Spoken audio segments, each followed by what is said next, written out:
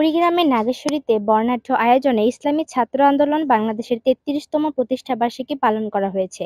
নাগেশ্বরী থানা শাখা ইসলামী ছাত্র আন্দোলনের আয়োজনে শুক্রবার দিনব্যাপী আয়োজনের অংশ হিসাবে এ উপলক্ষে বেলা ১১টায় কলেজ মোড়ে ব্লাড ক্যাম্পিং, শহরের বিভিন্ন স্থানে পরিষ্কার পরিচ্ছন্নতা ও আলিয়া কামিল মাদ্রাসায় বৃক্ষরোপণ অভিযান অনুষ্ঠিত হয়।